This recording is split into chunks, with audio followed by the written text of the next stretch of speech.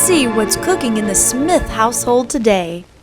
Why, it looks like Susan's already been busy in the kitchen. And my, what a beautifully roasted chicken she's pulling out of the oven. Susan is having a small dinner party tomorrow and thought she would get ahead of the preparations by making the chicken a day ahead of time. A beautifully roasted chicken is sure to impress any guest. Well, I think that's enough work for today, Susan. Let's go ahead and cover that chicken, put it in the refrigerator, and rest up for the big day tomorrow. My, oh my, what have we here? It looks like someone got hungry in the middle of the night and is sneaking into the kitchen. It looks like Susan forgot to tell him that chicken was off limits.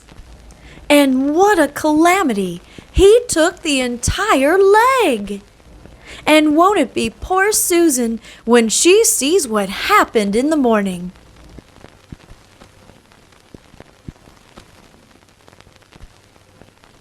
Too bad we can't warn Susan as to what she's fixing to see. Just look how happy she is, but that won't last for long. Oh my! Just look at that beautiful chicken ruined. Oh, that husband! And now the dinner is ruined. But wait! It looks like Betty Crocker's new Good and Easy cookbook is come to the rescue once again.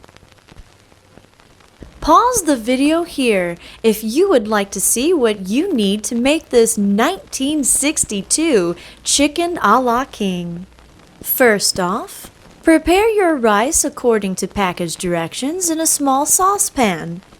Place your butter in a heated skillet. With a few ingredients Susan already had on hand, Betty Crocker can easily turn this dinner disaster into a flavorful feast. And as soon as it's melted and ready, sauté your mushrooms and green pepper. This is an easy one-skillet dish that will bring anyone into the kitchen, including your pets. Of course, your pet can't have this dish. But Susan had lots of special treats for Tiko and loves him very much.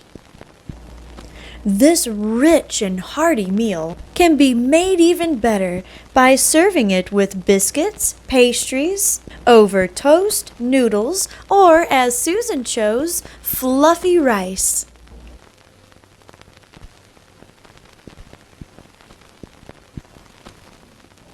Now blend in your flour and other seasonings. Cook on low heat and stir until your mixture is smooth and bubbly.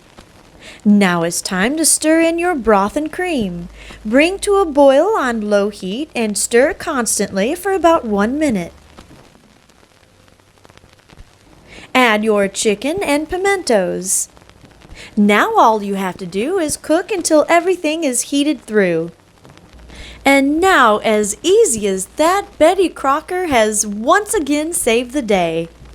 A once ruined chicken has been turned into a beautiful meal fit for a king.